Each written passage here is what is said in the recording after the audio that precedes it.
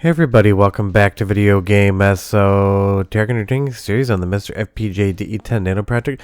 More specifically, in this instance, they recently announced Terasic DE-25 Nano. They've been talking about a potential MiSTer 2 successor board for a long time now, and even though there isn't a concrete guarantee that Terasic DE-25 Nano will be that board, it definitely is being looked at. But the question on that first video was, so what cores could it actually run? Because at least on the logic element side of things, it isn't that much of an uplift, getting about 30,000 more logic elements than you see on MiSTer FPGA. And honestly, even though that isn't the biggest spec bump in the world on the logic element side of things, all of the RAM latencies, all of the rest of the components would definitely be a large upgrade. So let's talk about what it could do. Before we get too far involved though, do me a huge favor, go down below, hit like and subscribe, and ring that notification bell. Definitely helps us out. And if you feel so inclined and want to support the channel, I got a Patreon link down below as well. But right off the top, we're taking a look at Riding Flight on the Taito F3 arcade board, and there is an outside potential that this could theoretically run on the original MiSTer, but it feels like, at least on its specs and what it's actually doing, maybe a little bit too high test for the original MiSTer board. But something like the DE-25 Nano would be a very nice fit for the Taito F3 board. And even though a decent amount of these games did get ported to Sega Saturn, there are some exclusives and some definitely worth playing, so this would definitely be within the realm of a DE-25 Nano. And if you're wondering, yes, this is going to be an arcade focused video on the console side of things, maybe less for the actual DE-25 to run, because the reality is, like I said in a previous video, don't think this is GameCube, PlayStation 2, or Xbox era, Dreamcast at the most, and even that would be maybe a little bit tight on the overall footprint of the DE-25 Nano. When you get into later arcade boards, they definitely get a lot more complex with a lot more custom silicon on it. You're going to get that Ensoniq sound chip right there, you're going to get some Taito customs, and you're going to get that Motorola 68020 as well. Some of these components already work on something like MiSTer FPGA are in use. Other ones would have to be completely reverse engineered to make to work on an FPGA core, so it's one of those things that definitely would be doable on a DE-25, and this is kind of more what you're looking at, bigger, better arcade games versus consoles. Now moving over to my holy grail of potential FPGA cores that should run on a potential MiSTer 2, this is the Konami M2 or the 3DO M2 Evil Knight specifically. And the reality is, on the entirety of the MiSTer ecosystem, we don't have a single core that uses a PowerPC processor, and that would actually open up a decent amount of other options in the future. Now the earlier PowerPCs aren't that much more intensive than some of the other CPUs we have on the MiSTer FPGA side of things, but as far as what sort of logic footprint those would take, I'd have to wait and see until someone actually tries to do it. The reality of the situation is, a lot of things seem presumable to be possible until someone actually takes a look. There's a lot of information learned when people actually go through and start a project to see whether or not it's actually going to be feasible. But something like the M2, two PowerPC 602s, the custom Bulldog ASIC, and one I/O chip basically handles low-level operations, and you have a 3DO M2. And from a preservation standpoint alone, I would love to see something like this happen, because it does emulate in MAME, but it is not perfect in any way, shape, or form. Not a knock against MAME, but it isn't good enough yet where you can just sit down and enjoy all of the games. And this hardware, powerful for 1996, isn't the most complex thing at all, and it basically runs off 4 chips, and the Bulldog ASIC does the sounds as well, which is my segue to the first soundtrack sample.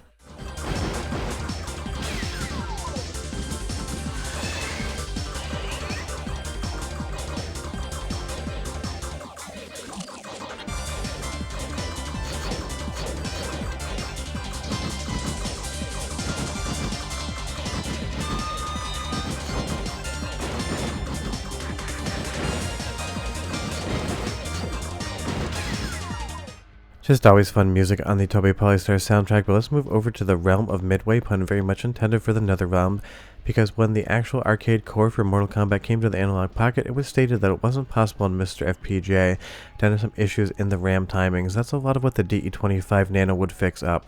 Sure, it only brings about 30,000 more logic elements, although those would be very useful.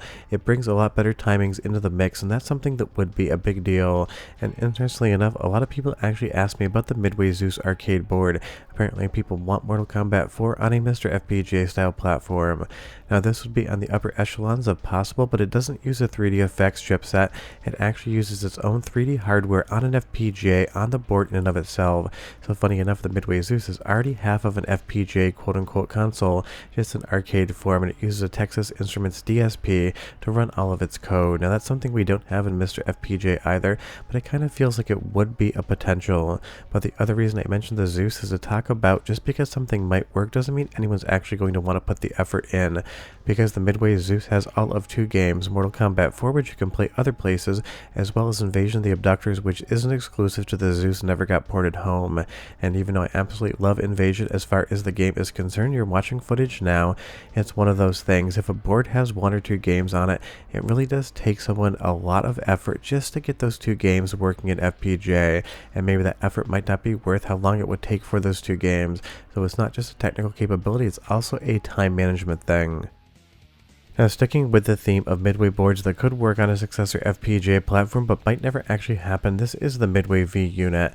This definitely seems like it would be feasible for a more powerful FPGA board, but like I said, just like with the Zeus, the question is, would anyone want to do this?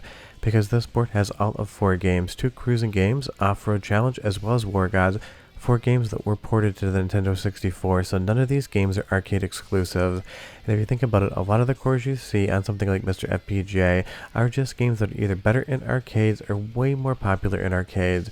So would someone want to actually sit down and make an entire Midway V unit core? Well, if they are super fans of the hardware, they love it and want to share it with others, they may in fact do that. That is why a lot of the developments you see on MiSTer FPGA actually happen.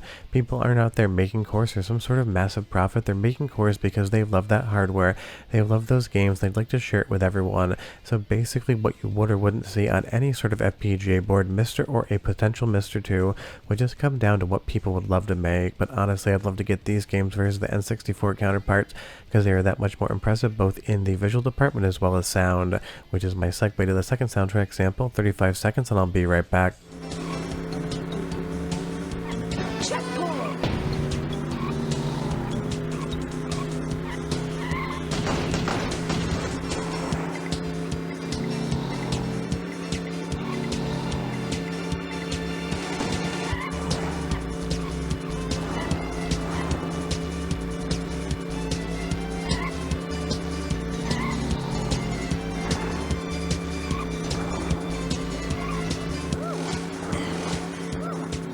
Honestly, the only reason I made you listen to that is because I feel like some of the music in Cruisin' feels like it was just borrowed straight from Crash Bandicoot.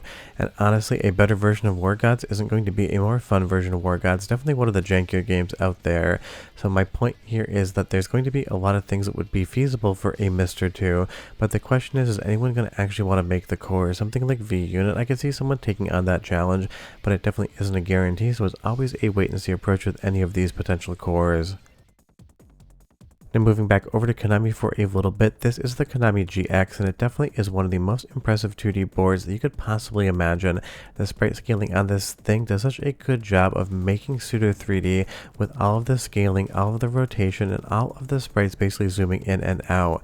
This is just some absolutely incredible looking hardware, and it definitely would be feasible on something like a MiSTer 2, and it does have a decent amount of games for it as well. And that would be another fun thing just to see some of these games come to MiSTer, because most of the Konami arcade games never really saw home ports whatsoever, and when you actually make a core and you get a bunch of games out of it, especially ones that are exclusives, that's when you see a little bit more traction. But this is one that I would love to see come over. It's one of those things, just some absolutely fun hardware. But sticking with Konami and moving over to another platform, this is the Konami ZR107. It uses a PowerPC 403 as well as a DSP for the 3D, and it uses a Motorola 68000 for the sound CPU, plus some Konami customs for some of the 2D assets, some of which are already working on MiSTer FPGA cores today. Because what you need to keep in mind is basically every arcade manufacturer, Konami, Midway, Namco, Sega, everyone would recycle chips and some hardware from previous boards on their new generation. Sometimes it was because that part was a little bit cheaper and they already knew how to use it, sometimes just because they didn't need a new part. The one they had was perfectly fine for the goals they were trying to achieve. And again, getting some sort of PowerPC code on a MiSTer 2, whatever that board may be, would definitely be a useful thing, because that would open up stuff like even the Apple Pippin, even if I do think that library is absolutely not worth playing whatsoever. from a preservation standpoint, it definitely would be good. So something like ZR107 would be in that realm of a potential as well. But what you actually find out when you go to some of these earlier 3D arcade boards is, again, there aren't that many games for them. There's a total of 3 racing games on the ZR107, and one of them has never been dumped and is basically considered lost to time. So to get something like the ZR107 working on a MiSTer 2, you're getting exactly 2 games out of it, and they're both arcade racing games, and they're both relatively decent, but nothing special. And before you ask about something like Thrill Drive, I really don't think a 3DFX core is going to be working on something like the DE-25 Nano, just because that would require a lot of logic just to get that 3DFX chipset working, let alone needing all of the space for everything else. But staying with Konami and moving over to another board that uses a PowerPC but another digital signal processor on the 3D side of things, this is the Konami GTI class board. It didn't really get any other fun name like that, but this one's absolutely stacked with awesome games. You have GTI Club, you have Solar Assault, so many fun games that basically never got ported home, or if they did get ported home, they did not look anywhere near as good as the arcade. So this is definitely one, if I had to pick outside of 3DO M2 or Hyper Neo Geo 64, that I would love to see on a potential MiSTer 2. This one definitely feels in the realm of playability and possibilities. But leave me a comment down below and you tell me if you ever played GTI Club before, because it's one of those games, every single time I mention it, I stress to everyone watching, if you've never checked it out before, definitely do. It is one of those absolute arcade hidden gems. And as far as the GTI Club class hardware is concerned, kind of feels like an N64 visually, without all of the Vaseline on screen. It's some really fun hardware. It's one of Konami's first 3D arcade boards, and it does bring along a roster of fun games. But the question, like everything else, is there anyone else out there that actually loves the Konami 3D hardware like I do? Because try as I might, trust me, I can't make a core for this thing. It's also got an awesome soundtrack and sound hardware, so go ahead and listen, and I'll be right back with a lot more.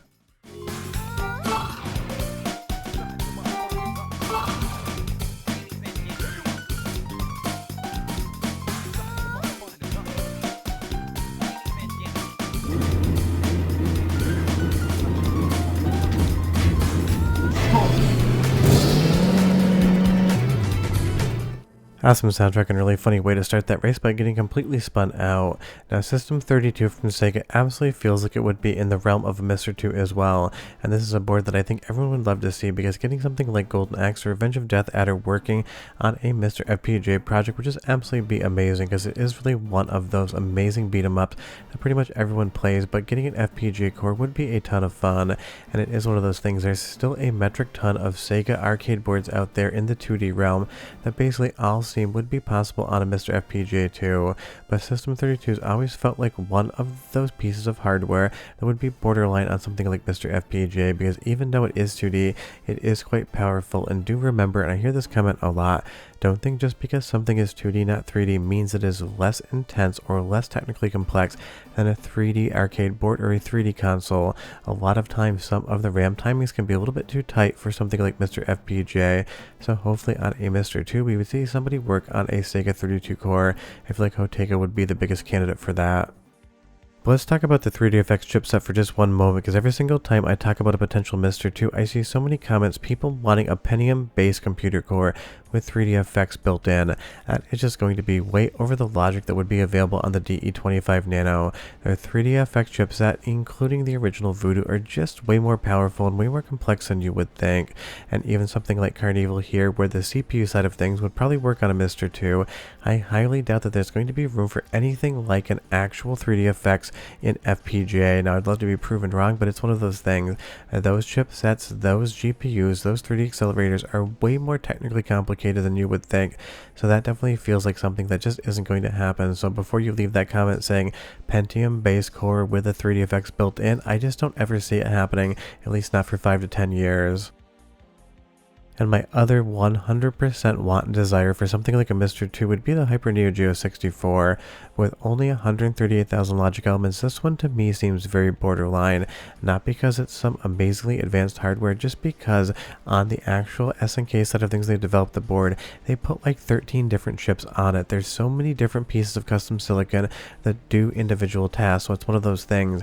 It's not that complicated, it's not that visually impressive, even though it has a vibe to it, but it might just end up over over the logic element limit because I'm sure SNK wasn't really efficient when they developed those chips, but it could be a thing if you were actually able to scan one. You might find that one big body ASIC would actually only have like the equivalent of 4,000 to 5,000 logic elements inside of it.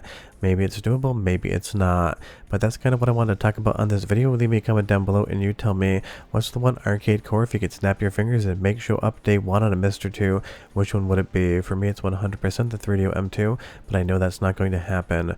But we're done. I'll see you guys next time. Hope you enjoyed the video. Bye-bye.